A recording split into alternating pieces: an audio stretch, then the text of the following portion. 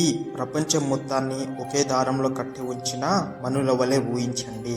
ఆ దారం ఎవరిది, ఎక్కడుంది మనకు కనబడకపోయినా అన్నింటినీ కలిపి ఉంచుతున్న ఆ శక్తి ఎవరు? శ్రీకృష్ణుడు ఈ జ్ఞాన విజ్ఞాన యోగంలో చెప్తున్నాడు. అద్భుత సత్యం ఏమిటంటే భౌతికము ఆధ్యాత్మికము సర్వం ఆయన నుండే ఉద్భవించింది, ఆయనలోకే లయమవుతాయి. ఈ రహస్యాన్ని తెలుసుకున్న వారు నిజమైన జ్ఞానులు, భగవంతునికి ప్రియులు అవుతారు. అయితే ఎందుకు చాలామందికి ఆయన అసలు రూపం కనిపించదు? ఎవరు భక్తులుగా చేరుతారు, ఎవరు మాయలో చిక్కుకుంటారు? ఈ అధ్యాయంలో అందుకు సమాధానం దొరుకుతుంది. ఓ అర్జున, నీ మనస్సు మొత్తం నాపై కేంద్రీకరించి భక్తి యోగం సాధన చేస్తే నన్ను పూర్తిగా తెలుసుకోవచ్చు. ఎలాంటి సందేహం లేకుండా నేను ఎవరో స్పష్టంగా అనుభవించవచ్చు. ఇది శాస్త్రంలో కాదు, అనుభవంలోకి వచ్చే సత్యం. ఇప్పుడు ఆ రహస్యాన్ని చెప్తాను విను. ఈ లోకంలో తెలుసుకోవాల్సింది అంతా తెలుసుకున్నా కూడా మిగిలిపోయేది ఒకటే, అదే పరమ జ్ఞానం, పరమ విజ్ఞానం. ఈ జ్ఞానం పొందితే ఇక మరే ప్రశ్న, మరే సందేహము ఉండదు. ఈరోజు నేను నీకు ఆ సంపూర్ణ సత్యాన్ని తెలియజేస్తాను. ఈ లోకంలో వేల మందిలో ఒక్కరే నిజమైన ఆధ్యాత్మిక సాధన కోసం ప్రయత్నిస్తారు. అలాంటి వారు లోకం నుండి వేరుగా నిలబడతారు. కానీ ఆ ప్రయత్నం చేసిన వారిలో కూడా కొంతమంది మాత్రమే నిజమైన పరిపూర్ణ సిద్ధి సాధిస్తారు. ఇంకా గమనించు, ఆ పరిపూర్ణత పొందిన వారిలోనూ ఒక్కరే నిజంగా నన్ను యథార్థ స్వరూపంలో తెలుసుకుంటారు. ఓ అర్జున, నేనే ఈ సృష్టికి మూలం. నువ్వు చూస్తున్న భూమి, నీరు, అగ్ని, గాలి, ఆకాశం ఇవన్నీ నా భౌతిక శక్తి యొక్క భాగాలు. ఇంతటితో కాదు, మనిషి లోపలి మనస్సు, బుద్ధి, అహంకారం కూడా నా ప్రాకృతిక శక్తి యొక్క విభాగాలు. ఇప్పటి వరకు చెప్పిన భూమి, నీరు, అగ్ని, గాలి, ఆకాశం, మనస్సు, బుద్ధి, అహంకారం ఇవన్నీ నా తక్కువ స్థాయి శక్తి. కానీ దానికి అతీతంగా నాకు ఒక ఉన్నతమైన శక్తి ఉంది, అదే జీవశక్తి, ఆత్మశక్తి. ఈ జీవశక్తే ఈ జగత్తులో ఉన్న అన్ని జీవరాశులకు మూలాధారం. ఈ లోకంలోని సమస్త జీవరాశులు నా రెండు శక్తుల ద్వారానే వ్యక్తమవుతాయి. ఈ సమస్త సృష్టికి మూలం నేనే, అలాగే చివరికి అన్ని నాలోకే లయమవుతాయి. అర్జున, నాకంటే ఉన్నతమైనది ఏదీ లేదు. ఎలా అంటే పూసలన్నీ ఒకే దారంపై కూర్చబడి ఉన్నట్టు ఈ సమస్తము నాపైనే ఆధారపడి ఉంది. ఓ కుంతిపుత్రుడా, వీటిలోని రుచి నేనే. సూర్యుడు, చంద్రుడు ప్రసరించే తేజస్సు నేనే. వేదంలో ఉన్న పవిత్రమైన ఓంకారం నేనే. ఆకాశంలో శబ్దం నేనే. మనుష్యులో ఉన్న సామర్థ్యం కూడా నేనే. అర్జున, భూమి యొక్క స్వచ్ఛమైన వాసన నేనే. అగ్నిలో ప్రసరించే తేజస్సు నేనే. ప్రతి జీవిలో ఉండే జీవశక్తి నేనే. తపస్సు చేసే తపస్విలలో తపస్సు నేనే. అర్జున, ఈ లోకంలో సమస్త ప్రాణులు సనాతనమైన మూల బీజం నేనే అని తెలుసుకో. ప్రజ్ఞావంతులలో ఉన్న ప్రజ్ఞ నేనే. తేజస్సులో వెలుగొందుతున్న వారిలోని తేజస్సు నేనే. భరతవంశీయులలో శ్రేష్ఠుడ, కామానురాగరహితమైన బలం నేనే. ధర్మానికి విరుద్ధం కాని శాస్త్రం సమ్మతించిన లైంగిక క్రియ కూడా నేనే.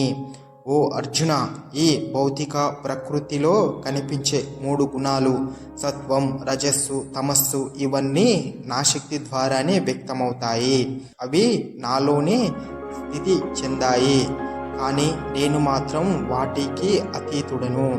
నా మాయశక్తి సృష్టించిన సత్వం, రజస్సు, తమస్సు అనే మూడు గుణాల వలన ఈ లోకంలోని జనులు మోహితులైపోతున్నారు.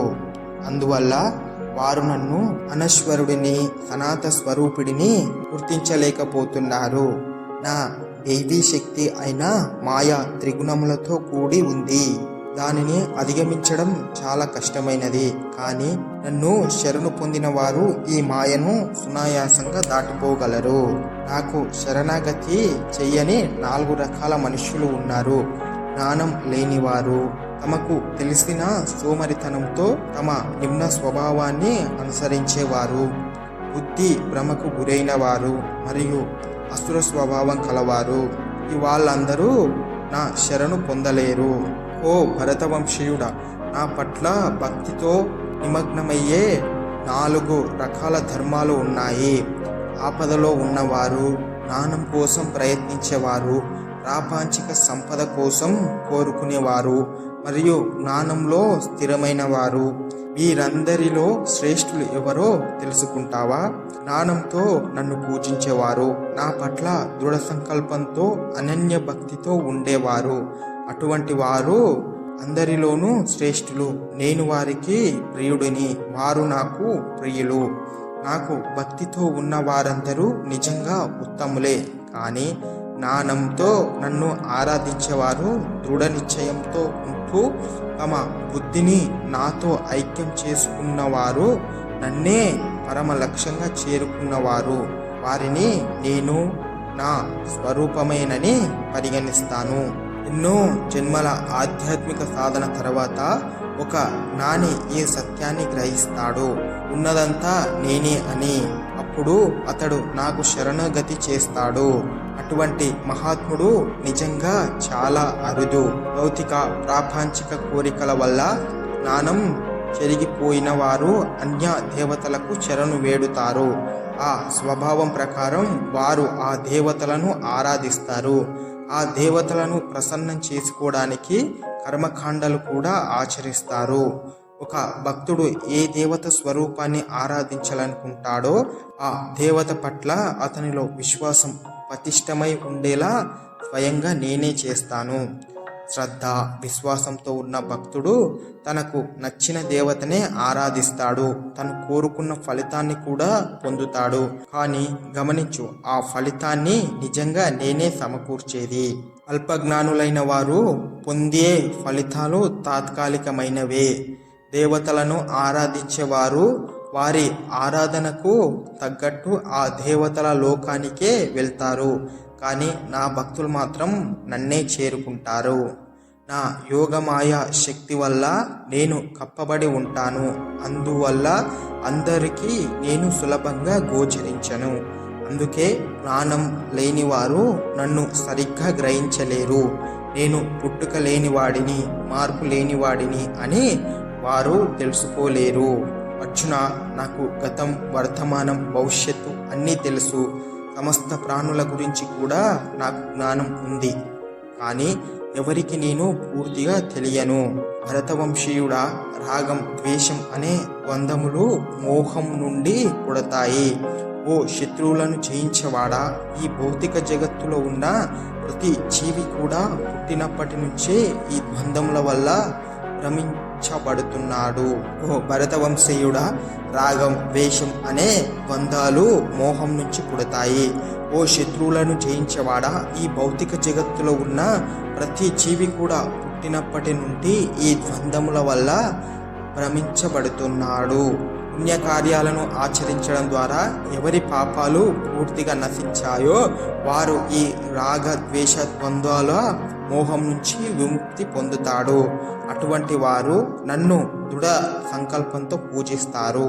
ముసలితనం మరియు మరణం నుంచి విముక్తి పొందాలని ప్రయత్నిస్తూ నన్ను ఆశ్రయించిన వారు బ్రహ్మని తెలుసుకుంటారు.